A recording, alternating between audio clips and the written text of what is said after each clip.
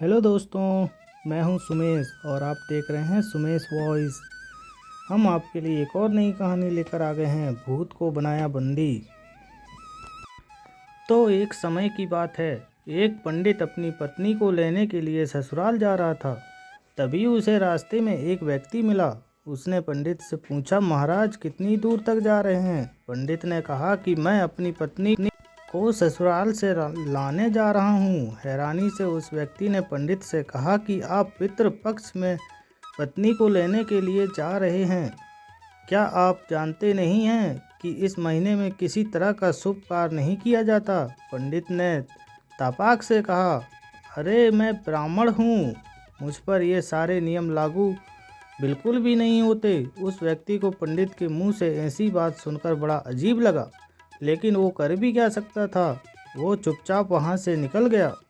पंडित भी अपने रास्ते की ओर चले गए और कुछ देर बाद ससुराल पहुँचे। वहाँ पहुँचते ही उनका खूब आदर सत्कार हुआ, लेकिन लड़की वालों ने भी पितृपक्ष में बेटी को घर से ससुराल भेजने से मना कर दिया। ब्राह्मण भी मानने वालों में से नहीं थे।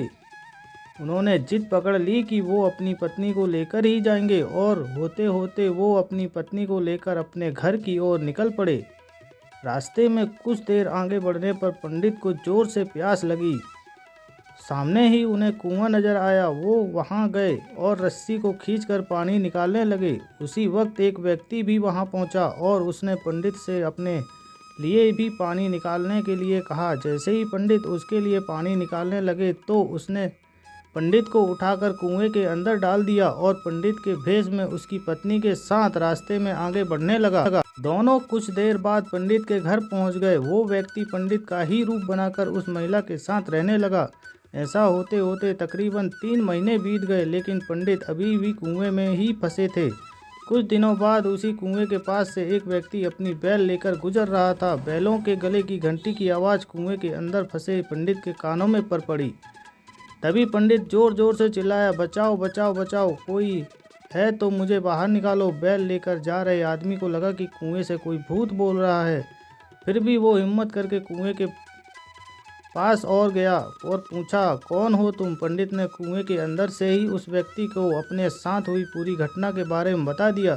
सब कुछ सुनकर उस इंसान का दिल भर आया और पंडित को कुएं से बाहर निकाल लिया। कुएं से निकलते ही पंडित फटाफट अपनी पत्नी से मिलने के लिए गांव पहुंच गया। वहां जाते ही उसे पता चला कि उसी के भेष का एक इंसान गांव में रह रहा है। पंडित ने अपने पिता को बताया कि मैं आपका असली बेटा हूं, इसने मुझे कुएं में धक्का दे दिया था और मेरा रूप लेकर यहाँ आ गया है। यही बात पंडित पूरे गांव वालों को बोलने लगा, लेकिन किसी ने उसकी बात पर भरोसा नहीं किया।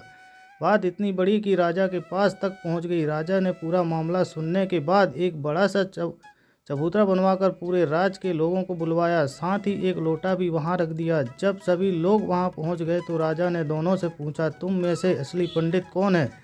जवाब में दोनों ने कहा, मैं हूं असली पंडित, मैं हूं असली पंडित। इस बात को सुनते ही राजा ने कहा कि जो भी इस लोटे में घुसकर बाहर निकलेगा वही असली पंडित घोषित कर दूंगा। इतना सुनते ही झट से एक पंडित लोटे के अंदर घुस गया। इतने में राजा ने लोटे का ढक्कन तेजी से बंद कर दिया।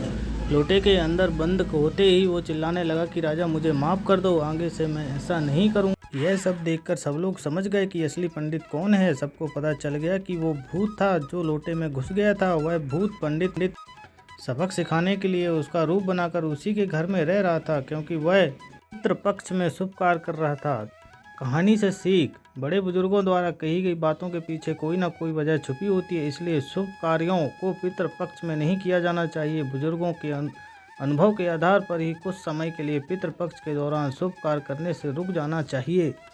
तो दोस्तों, आपको कहानी कैसी लगी? अगर आपको कहानी अच्छी लगी तो प्लीज़ चैनल को लाइक एंड सब्सक्राइब जरूर कर दीजिएगा।